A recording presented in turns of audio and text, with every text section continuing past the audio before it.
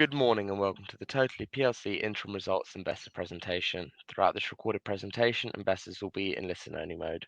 Questions are encouraged and can be submitted at any time by the Q&A tab situated in the right-hand corner of your screen. Just simply type in your questions and press send. The company may not be in a position to answer every question it receives during the meeting itself. However, the company will review all questions submitted today and publish responses where it is appropriate to do so. Before we begin, I'd like to submit the following poll, and I'd now like to hand you over to Wendy Lawrence, CEO. Good morning. Good morning, thank you for the introduction. Just start off by thanking everybody who is joining us this morning. You've got myself and Lisa who will take you through a presentation on the interim results that we put out a few days ago. So if I start by saying what you will have seen on the RNS is continued progress. We are well positioned for growth and to address the future opportunities that we're seeing across Totally. So we are managing opportunities alongside the challenges. There's many challenges out there and I'm sure some of them will come out in the presentation, but we're doing very, very well. The two acquisitions that we completed towards the end of last year are now integrated into Totally, where we've moved the vast majority of their back office functions such as financial transactional services, payroll and HR and recruitment into our back office function along with IT. We have seen incredible growth in Pioneer.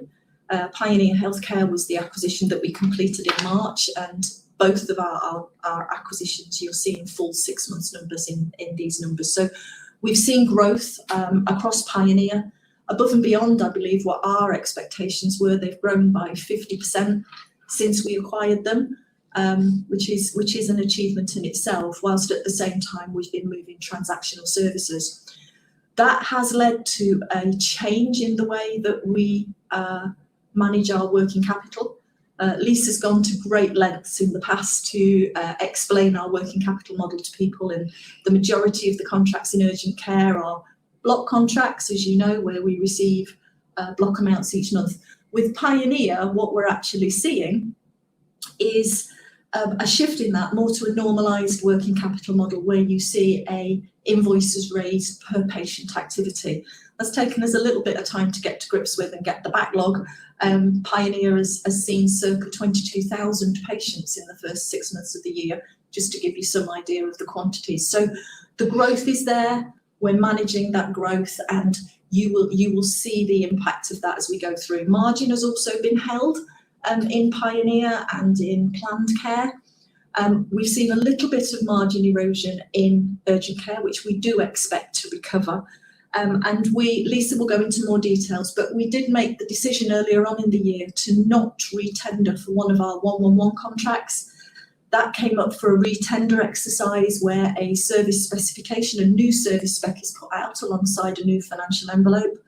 The service that they were requiring was not going to be able to be delivered within the financial envelope, so we decided not to re-tender, and we discussed that with the Commissioner. So that impacted us in the short term, but you will see that revenue has quickly been replaced into urgent care to stabilise that, but it looks as though it's flat, but it's contractual movement in between. And what we're now doing, and you will have seen on RNS, is providing resilient services back to the 111 service, and indeed the contract that we chose not to tender for, we are now the resilience partner backing that up. And you will see some announcements around that in the not too distant future to update the market on what that means for us as that resilience partner. So lots of opportunities. We've delivered services in the reporting period to approximately 1.25 million patients, just to give you some idea of the context of the services. And if you remember, I told you throughout the pandemic that the NHS back office function were all suspended. We weren't seeing tenders coming out, we were seeing lots of contract extensions. And whilst that continues in some areas, in the RNS you saw that we confirmed the 35 million contract extensions in urgent care. We are now seeing tenders coming out across the business. There are many opportunities for us which we are evaluating to see if indeed the service that is being asked for can be delivered in that financial envelope, and if we can actually do what what is asked of us. We continue to work on framework agreements, mainly across the Pioneer Healthcare, which now incorporates Totally Healthcare, of course. We will be providing more details on the service resilience stuff that we're doing on 111, and we will be updating people. And you'll still get contract extensions. So all in all, it's a very positive outlook for us, and I hope during the presentation you will pick up more information on that front. So I will now hand over to Lisa just to go through some of the financial highlights. Thank you, Wendy. Good morning, everybody. So yeah, we've seen, again, it's nice to sit here with revenue up again, EBITDA, profit before tax broadly the same. So revenue up 14.1%. So we've seen from the equivalent period last year, 61.6 million, we've seen growth particularly in the Pioneer business. As Wendy described, Pioneer has, we've joined that with our existing THC business, have been working hard on integration, and that growth, 6 million of that growth from 61.6 million represents that acquisition, including EFP. So that includes the acquisition growth. And then we've got organic growth of 50% in the period. So another 3 million of revenue coming from the growth of Pioneer since we've acquired it. That growth has obviously had impacts on how we've been able to progress the integration efficiently. I'll come on to that shortly. So what you see then underlying is the rest of the business has been fairly stable, but there has been, from the outside, there's obviously been a lot of movement, a lot of hard work internally with the impact of that large contract in 111 that Wendy referred to, which also had an impact on working capital. But we're looking forward to that being replaced in the second half of the year with that additional resilience work. So if we look at the EBITDA increase, so you'll notice revenue's up 14%, EBITDA up 3%. So Pioneer, that is delivering as we expected and contributed 1.9 million of EBITDA on top of the 3.3 that we had delivered at the same period last year. So there's obviously an offset there, and that is in the urgent care business primarily. It is around mix. There is inflationary pressure, but we have most of that offset, and at the moment, all of it offset by uplifts from the NHS. So we work on standard NHS contracts, and they have an inflationary uplift each year. That's offset by like a 1% efficiency factor. The latest uplift was 5.1%. And then there's an inflationary, as I say, an efficiency factor to offset that. We've seen that inflation increase be applied 3 times. So there's the original inflation uplift that happens every 1st of April. And then we've seen that reviewed twice, which is, certainly I've not seen it before. And this is, of course, an inflation that the NHS applies to itself. So obviously, naturally, it applies it to the NHS standard contract too. Our area of the business, Pioneer, that doesn't follow the NHS standard contract currently, most of the outsourcing work, the AQP work, is by patient, and that has a tariff applied to it, the NHS tariff for each procedure, and that has an inflationary uplift applied to it as well. So really we're looking at the mix of work in urgent care that has caused that reduction in margin in this period. Those of you that follow us will recall that this time last year I talked about cash that we'd had for the previous 2 periods, that the half 1 and half 2, we had seen consistent inflow of cash, and that some of that might reverse, given that we had advantageous cash flow from the COVID work. We was talking at the end of the year around what was normal going to look like, and some of these COVID services may stay in place. So we've seen some of those COVID services end, and that cash up front has reversed. Cash has reversed to do with the large contract that we finished. It ceased, and then we chose not to retender. Some of that work, as Wendy said, is coming back in through resilience. So we've had a number of changes in our working capital profile, those that we expected to reverse, the unwinding of COVID contracts, the impact of our negative working capital cycle with urgent care. So the end of the contract, we had liabilities that we needed to pay post the end of that contract. If you remember, we are paid upfront in urgent care. And then we have the more normal working capital model in Pioneer, which we also expected. So there's an element of the increase in working capital relating to Pioneer that wasn't predicted as clearly. So we knew that the working capital model is not negative for Pioneer. That's because rather than receiving the income for the month in the middle of the month, so we've had the income before we've even completed the activity, for Pioneer, the work is delivered in the month by patient, then it's coded as to what happened to that patient because they may have had a slightly different procedure as to what was expected. It's coded by patient, by clinical coder. That gives us some opportunity for different revenue. So say they received more pain relief, then we would charge for that. So it's an important part of the process. And then that data gets submitted to the NHS and the invoice is raised accordingly. There is no change to the ability or willingness of the NHS to pay, or the ICBs indeed, to actually settle that debt. What we have seen is an increase in our debt for Pioneer, number one, through the growth. Number two, the fact that we, on acquisition, had a backlog of billing. They were growing at such a rate they weren't able to keep up with their billing. And also the fact that the integration has caused some delay in getting those invoices out. The invoices are all raised and all of the cash is coming in. It is payable, or it's recoverable rather, and we satisfied ourselves during the due diligence period and the negotiation of what a normal working capital would look like for the business. We did put as part of the sale and purchase agreement that if the debt wasn't recovered within a certain period, that would obviously be classified as not normal working capital, and all of that cash from that acquisition date has been collected. So we have no bad debt. We do have a timing impact. So that's the cash, 7.4 million. I'm sure some people have been somewhat wondering where the cash has gone from 15.3 million. So that's essentially the reasons. It's not they're not reasons caused by decline in our profitability. This is all timing and the changes in our mixes of contracts. So we still have no debt, still got the 5 million RCF in place should we require it.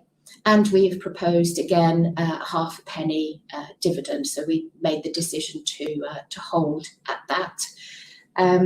Just there was a couple of questions in, or one of the questions I spotted about retained earnings, and at what point are we going to see an improvement in the retained earnings? So it's worth noting again, and it's something I've mentioned before, of course, is the amortisation of the intangible contracts. We're now more than 3 years post the acquisition of Greenbrook, and Greenbrook had generally sort of 3 plus 2 length of contracts. And that we had an assumption around the retention of those contracts, which meant the amortisation goes out over a few more years than the 3. But what we'll see this year is a £2 million charge of amortisation in relation to those contracts, and that is going to decline into next year. So unless we do another acquisition and we acquire some more highly valuable contracts, we won't see that amortisation increasing. It's been unwinding for the last 5 years, because it applies to Vocare as well, but that has come to an end. The Vocare contracts are now fully amortised. So you see the asset on the balance sheet. So that's all from me. And back to Wendy. Oh, I multitask, move on. Okay, thanks, Lisa. Okay. A little bit more background then operationally. So again, I've already said that we've delivered to approximately 1.25 million patients, and you will see an increase in that number obviously during the second half as winter becomes very busy for us. We've had extensions to 15 existing urgent care contracts amounting to 37 million. And we've also got the step-in contract to deliver the 111 services in Devon. So that was for an initial period. We've seen that extended through until January for a further 700,000 revenues. The next time that we update the market, we will ensure that the full update is there on the resilience work, because there are now more requests for step-in and resilience work on NHS 111 as we're approaching the winter, and that increases. And again, just to reinforce the importance of that. EFP was the smaller acquisition that we completed last December, and whilst it's a very, very small part of our business with relatively small contracts, I would like investors to keep an eye on that acquisition as they continue to grow. They work with blue chip corporate companies that are providing us with opportunities to look at how we can bring more services into the EFP delivery model, so that we can offer a wider range of services to their clients. We mentioned there the Royal Mail. They've been working with the Royal Mail now for 23 years. They have a 99% retention rate on their contracts. And again, just mentioning a few names, we mentioned the Royal Mail. We've also got McLaren, the Ministry of Justice, Ministry of Defence, EA Games, Santander, Adidas, and the range of opportunities are big. And it's also worth noting that that is the higher margin part of our business. And so as we start to add in services to EFP, just keep an eye on it. It's very small, but it's really exciting for us. Pioneer, we've already mentioned, a great acquisition. The vendors of Pioneer have certainly added so much value to Totally, and their drive and excitement for what can be in the future certainly brings that refreshed view of Totally. The CQC has also resumed doing their inspection visits for registered services across healthcare. We've seen 3 of our sites re-inspected recently, all in London, and very pleased to say that they retained their good ratings. So all of our CQC registered services remain registered as good. Just a little bit more detail for you, and again, split down by the areas that we work in. Already talked about the contract extensions, the overall good. We will see in urgent care a different range of services being provided over the winter. We've done a lot of winter planning with the NHS. As you can imagine, there are scenario planning going on in there for what we face over the winter. Is it COVID? Is it COVID and flu? Is it COVID, flu, RVS? Is it none of the above?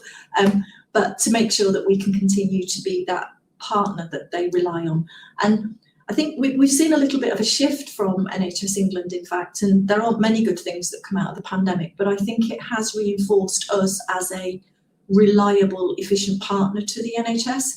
And certainly the conversations that they have with us now are easier to have, I think is the way to talk about it, because they know that when we say we're going to do something, our reputation is that we will. And they've been very clear with us that they wish to see us succeed and they don't want to see us fail as we go forward, because they are very reliant on organisations like Totally to make sure that they can continue through winter. And obviously 111 is an NHS provided national service, so it's crucial to them. Planned care, we haven't said much about planned care. They are now back to pre-pandemic levels. That took the longest, because as long as there were COVID regulations that we were following in the NHS, it meant that we couldn't see as many patients, and the appointment times still needed to be extended to allow for the additional processes we had to go through to manage COVID. But they're now back to pre-pandemic levels. They are in fact working very closely with Pioneer on some services, and in some of the areas where planned care already work, Pioneer are working alongside of them. So some really exciting opportunities there for both those areas. Pioneer, we've already talked about 50% growth. A lot of that is in outsourcing. We are benefiting from our national AQP status, which means any patients that wish to access services across England, when they go onto the NHS Choose a Book system, they can see Pioneer there and can choose to be treated by Pioneer. So if you go back to Therese Coffey's announcement when she was Secretary of State for Health, and she was talking about the government's commitment around the waiting list management and how they were engaging with the independent sector, and she was very clear on that. She also said that patients would be able to access the best providers and those providers that were able to provide services quickly. So that means us having national AQP status for Pioneer offers a real opportunity, and it's a very rare thing. AQP status is normally given out on geographical basis. So just as a reminder, you will see growth.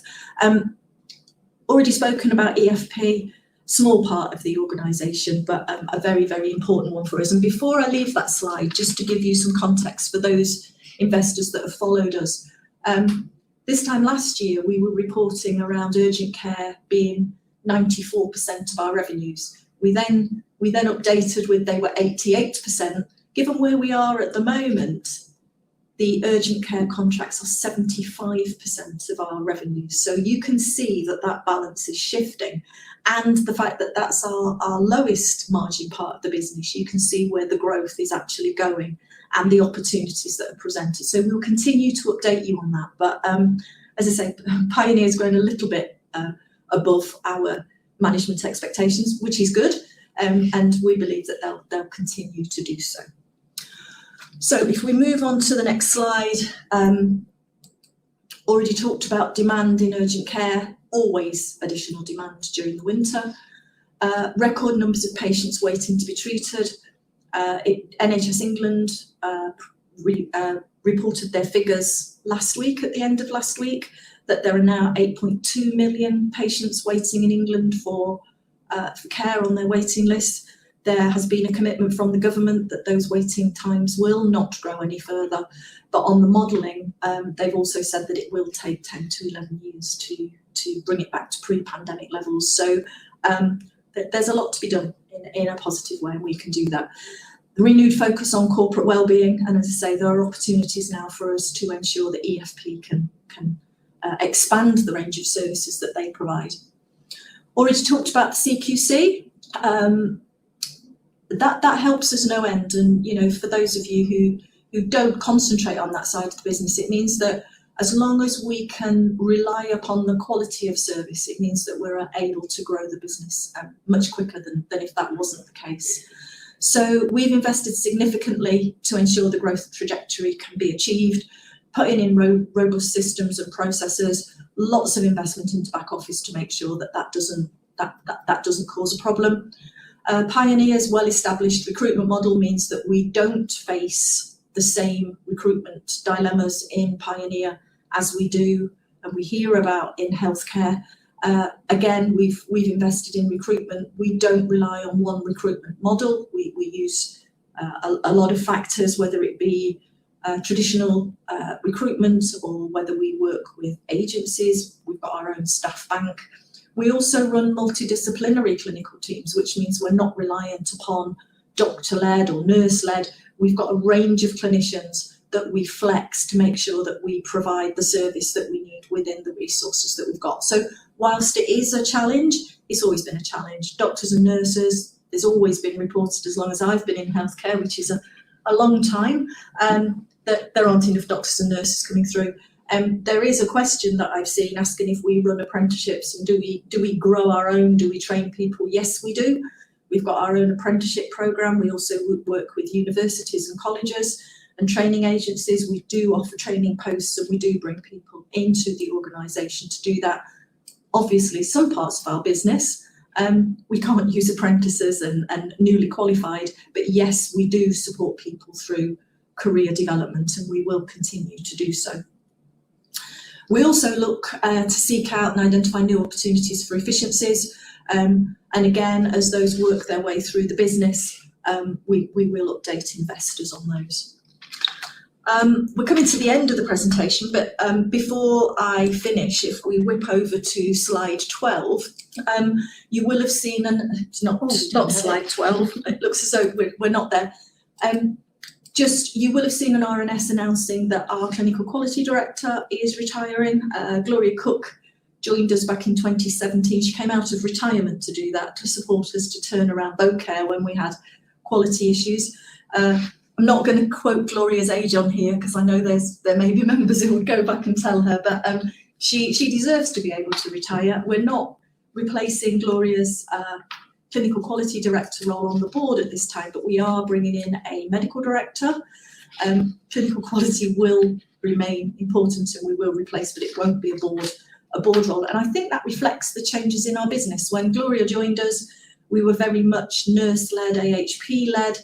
We've now got a different portfolio of consultants and GPs, and it's right to bring in a medical director.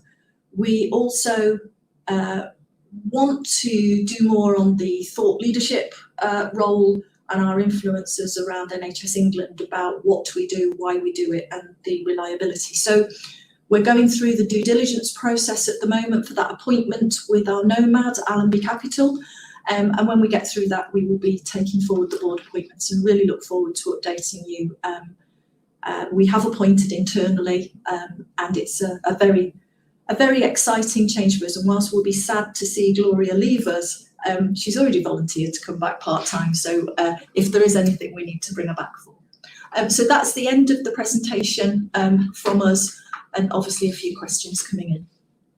Wendy, Lisa, thank you very much for your presentation. Ladies and gentlemen, please do continue to submit your questions just using the Q&A tab, which is situated on the top right-hand corner of your screen.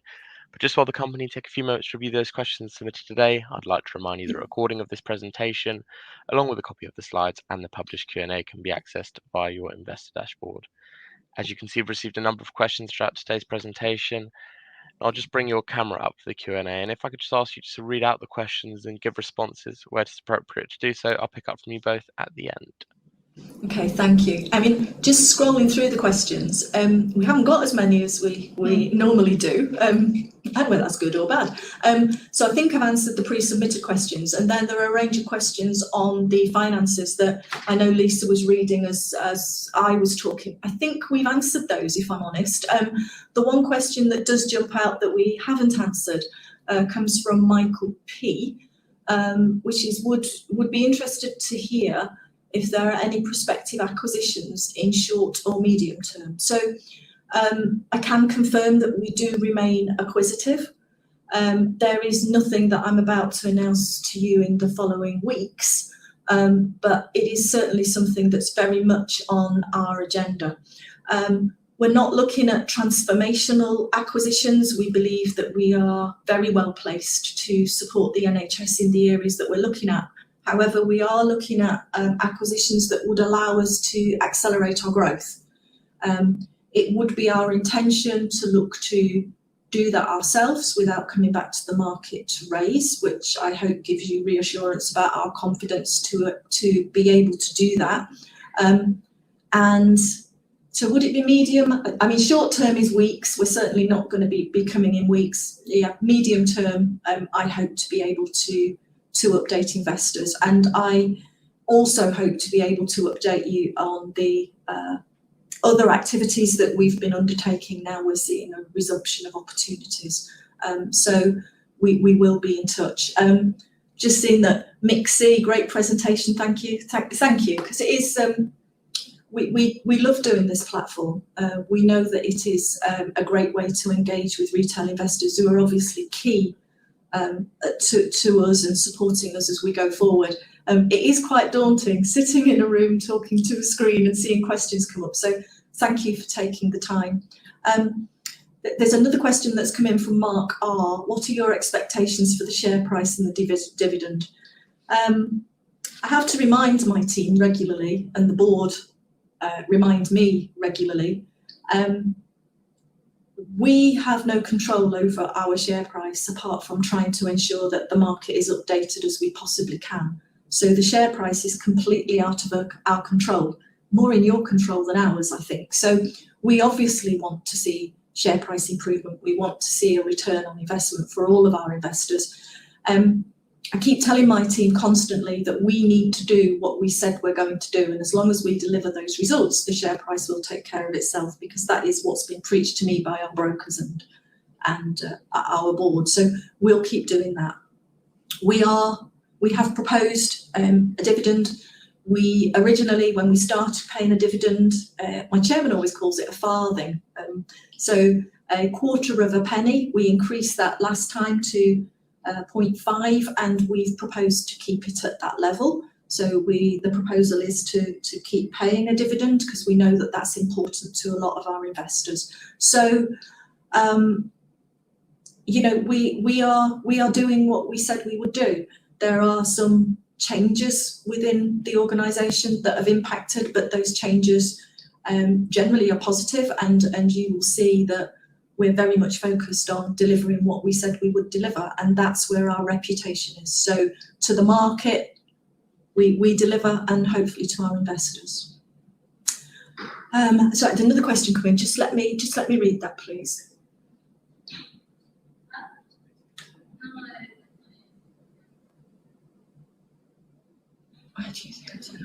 Okay, so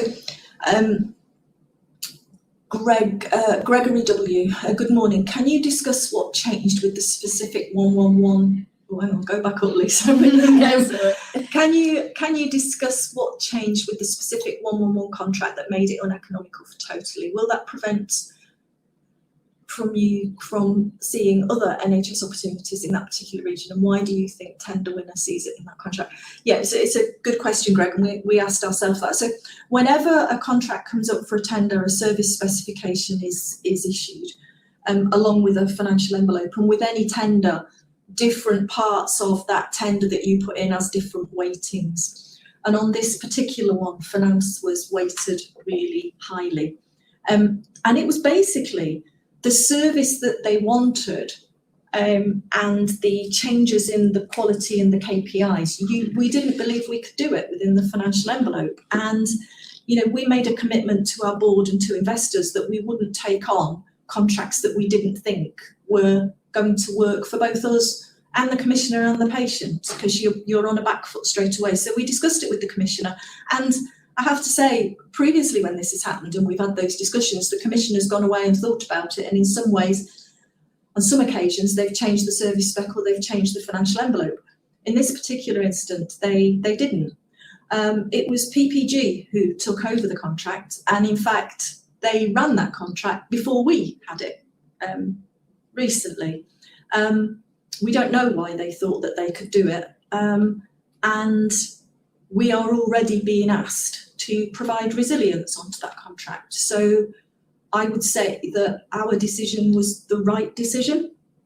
I think we will be providing resilience to that contract over the winter, and indeed the resilience that we're providing in Devon is also to a contract provided by PPG. And I think what it shows you is that the market has changed somewhat in expectations, and you know, we were pretty sure it was the right decision, but hindsight shows us it was absolutely the right decision.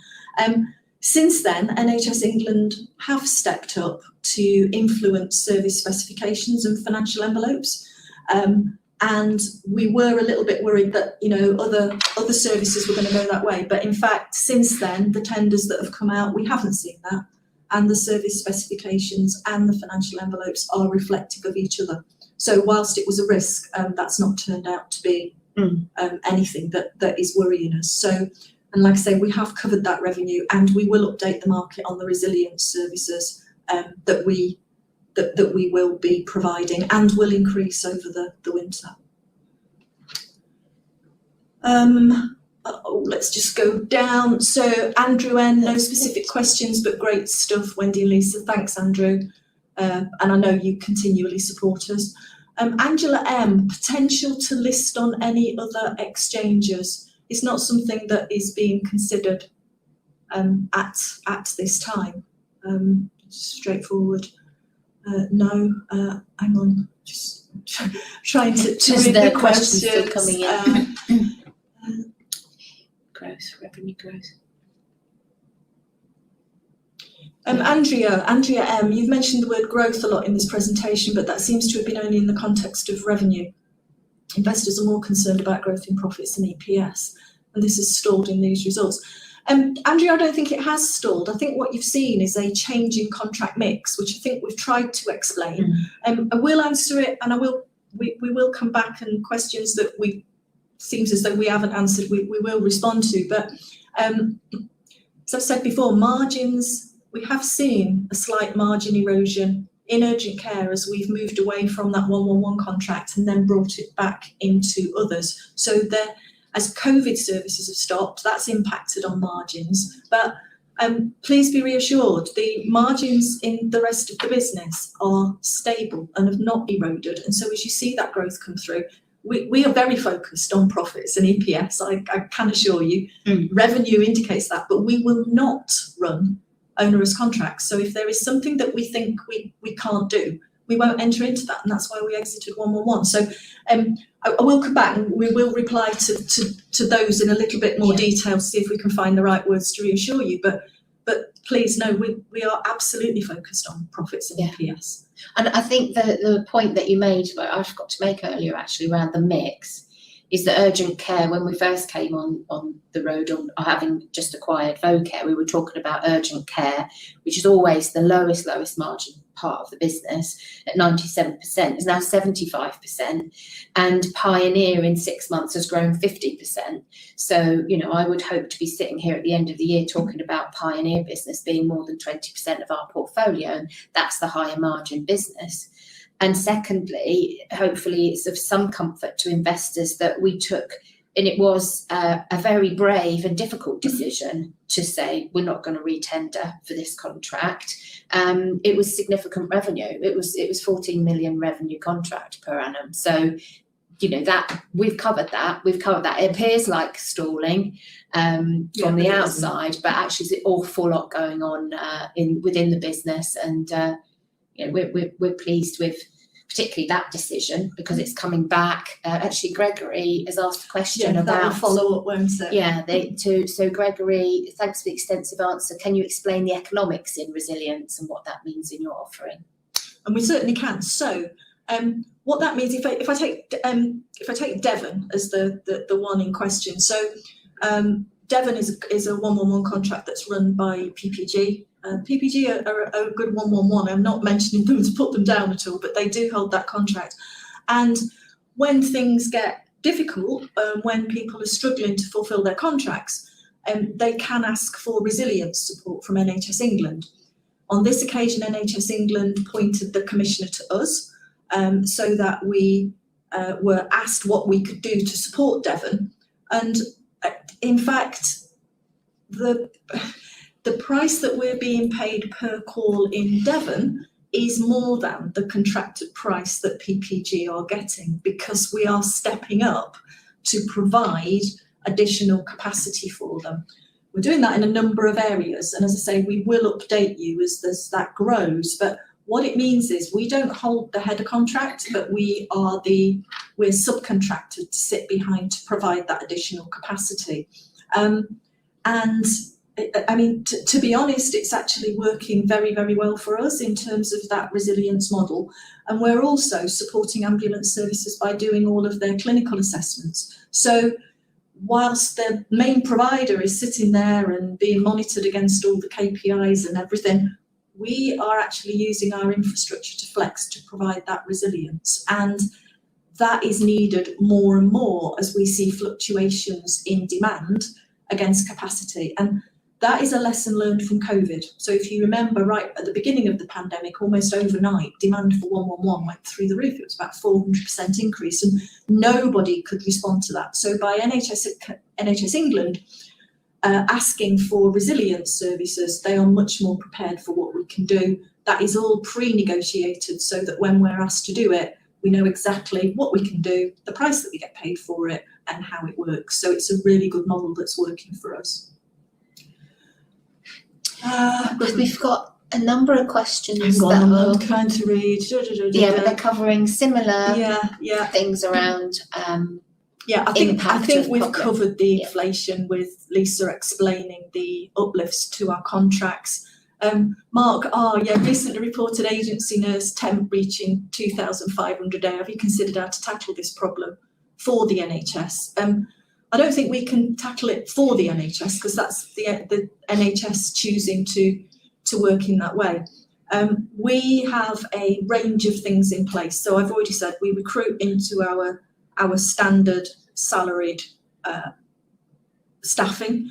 We do use agency. We work using a neutral vendor. So neutral vendor approaches means that we set our rates for agency to mean that agencies are not playing each other off in terms of getting that 2,500 a day for a particular nurse. I mean, it is true to say that some shifts are more difficult to fill than others, but I believe we benefit greater than the NHS because of our flexibility and what we can offer on shift patterns. So we don't quite see the pressure that the NHS sees, and we've got a resilient model on that multidisciplinary approach.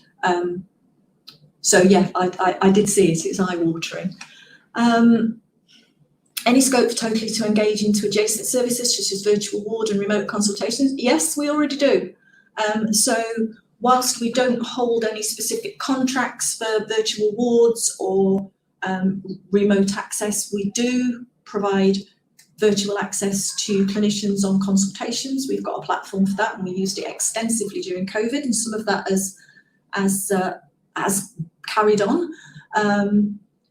Go back up again, Lisa. It's all right. The question disappears as new ones come up. And we do operate, and certainly through COVID, we did operate some virtual ward services for some of our commissioners.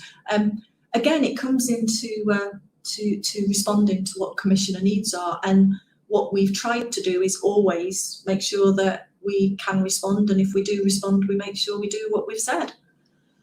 Go down a little bit more. I think that's it. Yeah, I think that's it. And thank you for the people who reply saying thanks for answering the question. It really does help. Anything else that comes in that we haven't covered, we will make sure that we come back. Last questions just come in, general election. Yeah, we always look ahead in terms of the political landscape and what difference would it make for Labour being in power or not. I mean, it's really difficult to call, isn't it? And certainly the recent, what we've recently seen in government changes is a little bit worrying. But I think whichever government comes in, yes, of course, if Labour comes in, we can expect some noise around private sector. We've always positioned ourselves as a partner. Yes, we're a private healthcare provider, but we're a partner. When NHS England sat in a forum recently and told me personally that, you know, please, please, please, we can't do without you. This is how we need you. This is how we're also talking to them about contracts that are much longer in sort of the services that they want to require. As long as we have patient waiting lists as we've got, I would say that most governments are going to concentrate on bringing waiting lists down. And the sad fact, or the good fact, whichever way you look at it, the NHS has not got the capacity it requires internally to actually get back to where it was. And so I don't think that any government would be short-term or naive enough just to turn off those services, because the NHS couldn't cope. And we're not in competition with the NHS. We are a genuine partner providing genuine service. So I think it's up to us to make sure that that message is loud and clear. But obviously it's something that's real. Thank you. No more questions and I'll shut up. Wendy, Lisa, thank you very much for that. I think you've addressed all those questions you can from investors. And of course, the company will review all the questions submitted today and will publish those responses on the Investor Meet Company platform. But just before redirecting investors to provide you with their feedback, which I know is particularly important to you both, Wendy, could I just ask you for a few closing comments? Yes, again, thank you to everybody that's taken the time to attend today. We really do value your support and an opportunity to interact. We will go through the additional questions, as has already been said. And please just be reassured by what we've said today. The growth opportunities are huge. We're very focused on what we're doing. We believe that what we've always said for Totally is the right strategy, the right direction, and we look forward to updating you over the coming months in our progress towards those goals that we've set out today. So thank you very much. Thank you. Wendy, Lisa, thanks once again for updating investors today. Could I please ask investors not to close this session, as you'll now be automatically redirected to provide your feedback in order that the management team can better understand your views and expectations. This will only take a few moments to complete, but I'm sure will be greatly valued by the company. On behalf of the management team of Totally PLC, we'd like to thank you for attending today's presentation, and good morning to you all.